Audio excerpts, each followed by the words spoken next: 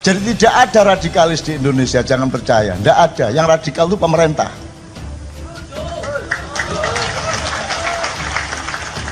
Begitu kamu bilang radikal, kamu sendiri radikal, maka kamu merasa dia radikal karena kamu sendiri radikal, betul enggak?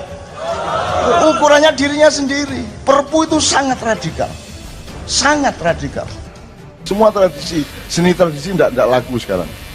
Rakyatnya juga setiap hari dipengaruhi oleh yang modern TV yang gak karu-karuan. Kemudian aku ninggalkan TV nasional sejak tahun 1958 dan aku nggawe ngene iki ono sing ndukung tak TV nasional, hanya TV daerah yang saya izinkan.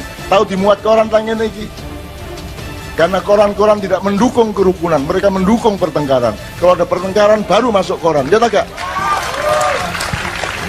Ngono deh. Karena Jakarta itu betul-betul membawa kita ke masa depan yang penuh celaka. Aku untuk murid-murid naik ini jalan. Jadi teman sekalian pokoknya tolong belajar. Ini pemerintahan kita ini sudah beberapa tahun tuh sama sekali tidak menghargai rakyatnya, apalagi karya-karyanya.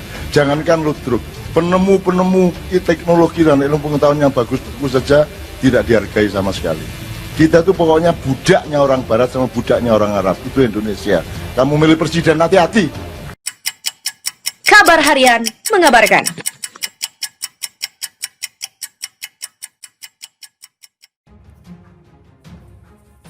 Cak Nun minta stop narasikan istilah Islam radikal. Yang radikal itu adalah pemerintah. Ungkapan MH Ainun Najib atau Cak Nun dalam ceramahnya mengenai paham Islam radikal di Indonesia kembali ramai diperbincangkan. Dalam ceramah tersebut, Cak Nun mengatakan ada pihak atau kelompok tertentu yang hendak membangun narasi seakan-akan Islam itu mengerikan, padahal tidak. Dikutip dari video berjudul Cak Nun marah ketika Islam disebut radikal di saluran YouTube masyarakat Maya. Dia menilai tidak ada tanda yang membuktikan bahwa Islam itu adalah radikal. Sejauh ini, Islam acap menghadirkan kebaikan, keadilan, serta rasa syukur bagi para penganutnya. Cak Nun mengingatkan jangan pernah sekalipun menjelek-jelekkan Islam dengan menyebutnya sebagai agama radikal. Bahkan seandainya hal itu terus dimainkan, Cak Nun tak segan mengadukannya pada sang pemilik agama. Menurut Cak Nun, istilah radikal yang acap dialamatkan kelompok tertentu pada Islam sebenarnya bermula dari politik kanan di Amerika Serikat dan Cina. Sebab mereka takut Islam kembali berjaya dan menguasai dunia. Parahnya, kini narasi tersebut juga dimainkan di dalam negeri, di mana mayoritas penduduknya bahkan beragama Islam. Cak Nun meminta polisi dan pemerintah sebaiknya tidak ikut memainkan narasi tersebut.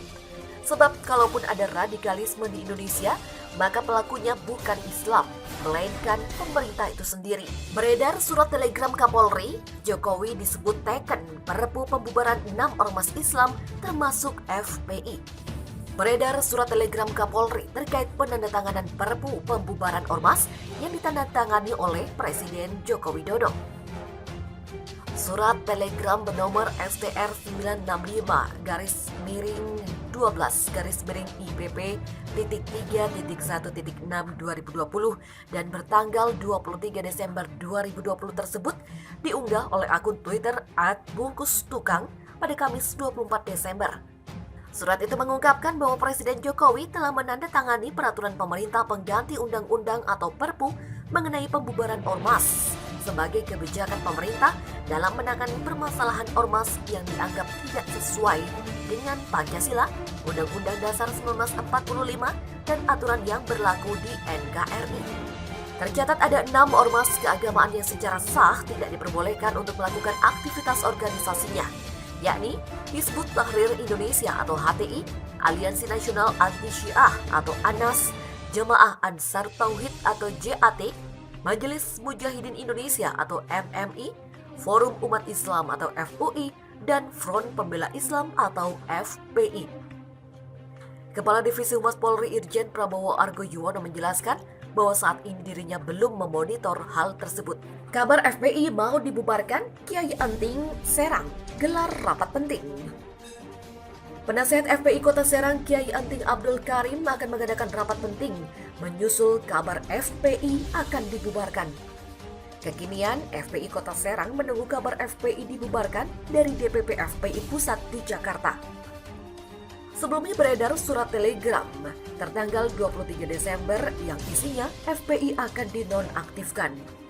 Surat yang ditandatangani oleh Wakaba Intelkam Irjen Suntana atas nama Kapolri yang beredar menjelaskan setidaknya terdapat 6 ormas yang telah dibubarkan melalui Perpu, termasuk FPI yang tidak diperbolehkan untuk melakukan aktivitas organisasi. Kiai Anting mengakui akan mengadakan rapat bersama dengan para anggota FPI Kota Serang, namun untuk waktunya belum ditentukan. Beredar surat telegram dengan nomor STR-965-12 Romawi IPP.3.1.6/2020 yang ditandatangani oleh Wakaba Intelkam Polri Irjen Suntana. Surat tersebut ditulis salah satunya, Ormas Front Pembela Islam atau FPI secara sah tidak diperbolehkan untuk melakukan aktivitasnya. Telegram tersebut tertanggal 23 Desember 2020.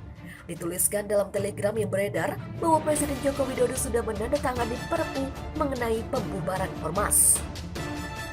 Mengacu pada Perpu tersebut, dalam telegram dituliskan, pembubaran ormas menjadi kebijakan pemerintah dalam menangani permasalahan ormas yang tidak sesuai dengan Pancasila, Undang-Undang Dasar 1945, dan aturan yang berlaku di NKRI.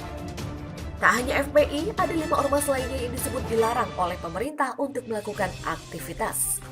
Kelima ormas itu yakni Hizbut Tahrir Indonesia atau HTI, Aliansi Nasional Anti Syiah atau ANAS, Jemaah Ansarut Tauhid atau JAT, Majelis Mujahidin Indonesia MMI, dan Forum Umat Islam atau FUI. Selain itu ada pula FPI, Front Pembela Islam. Secara sah tidak diperbolehkan untuk melakukan aktivitas organisasinya. Adapun untuk menguji kebenaran surat telegram tersebut, Suara.com mencoba mengkonfirmasi langsung kepada Kadif Humas Polri Irjen Polisi Argo Yuwono. Namun, Argo belum membenarkan terkait surat telegram yang beredar luas tersebut. Orang tua Laskar FPI menyatakan, setelah dibunuh, anak kami difitnah membawa senjata.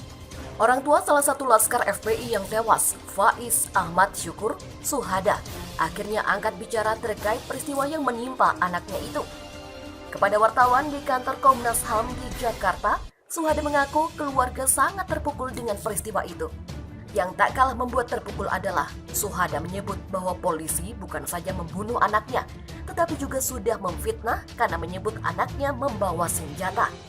Hal lain yang membuat keluarga tidak terima adalah pernyataan polisi yang menyebut anaknya melakukan penyerangan.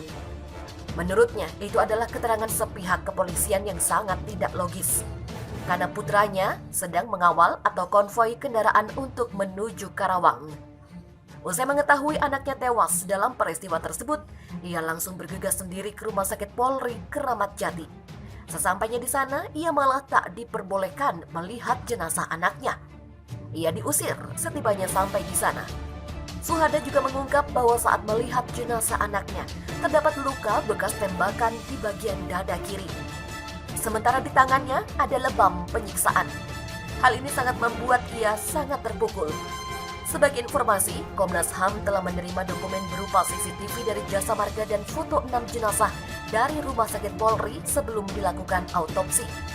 Hal ini untuk membuka informasi simpang siur mengenai tewasnya 6 simpatisan FPI. Pasalnya, baik polisi maupun FPI sama-sama bersikukuh dengan versi masing-masing. Polisi menyebut anggota Polri terpaksa menembak Laskar FPI karena mendapat perlawanan dengan senjata api dan senjata tajam.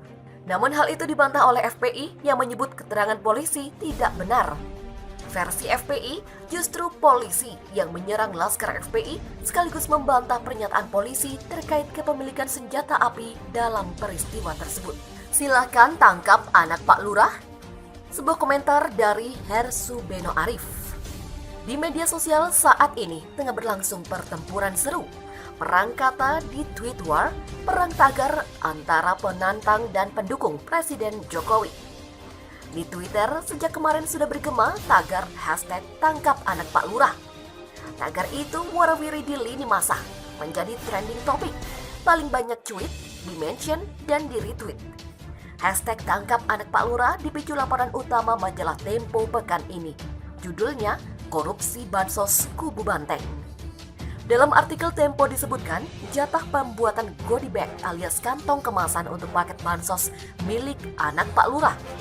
Frase anak Pak Lurah ini mengacu pada Gibran, putra Jokowi yang baru saja memenangkan Pilkada Solo. Perusahaan tekstil raksasa PT Sritex mendapat jatah pembuatan 1,9 juta kantong kemasan berkat rekomendasi dari anak Pak Lurah.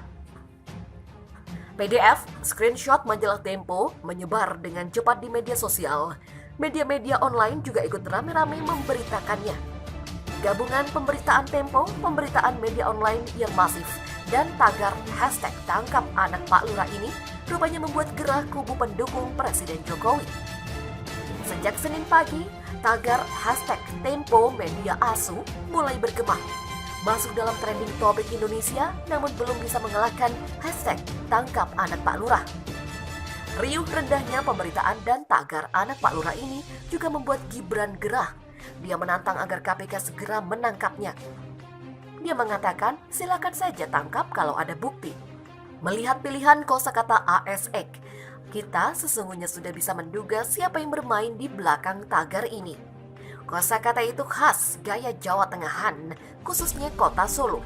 Kata itu adalah sebuah makian, menunjukkan betapa kesal dan marahnya mereka kepada majalah Tempo. Masih ingatkah saat rame-rame jelang Pilpres 2019 lalu? Bupati Boyolali Seno Samudro memaki Capres Prabowo sebagai ASX. Gara-garanya hanya karena Prabowo mengucapkan guyonan tampang Boyolali. Sebuah makian yang sangat tidak pantas terhadap seorang capres, apalagi sekarang malah jadi menhan. Mosok sih seorang menhan pembantu Jokowi dimaki ASX. Ketua DPD PDIP Jateng Bambang Wuryanto mencoba menetralisir. Menurut Bambang, makian atau pisuhan dalam bahasa Jawa itu merupakan kultur anak-anak wilayah Surakarta. Itu menunjukkan sikap yang egaliter. Anak milenial di kota-kota besar seperti Jakarta, Bandung, Jawa Timuran, apalagi luar Jawa, tidak akan menggunakan kosakata itu. Di Bandung, ada padanannya dengan objek yang sama, yakni anjing. Wajar bila mereka sangat marah dan kesal. Tempo Group dalam beberapa pekan terakhir tidak hanya menelanjangi Juliari dan PDIP, tetapi juga menyerang anak Pak Lurah. Sebelumnya, Tempo juga memaparkan data dan fakta yang berbeda seputar tewasnya 6 orang Laskar FPI di KM 50. Siapa yang bermain di belakang hashtag tangkap anak Pak Lurah dan siapa di belakang hashtag Tempo Media Asu? Petanya akan jelas setelah nanti big datanya dibaca. Satu hal yang jelas, menjadi media yang merdeka dan independen di negeri ini semakin berat. Kalau cuma sekedar dibully dan dimaki dengan hashtag media asusi, kadarnya biasa saja. Situs tempo.co beberapa waktu lalu sempat diretas. Tampilan wajah situsnya diubah.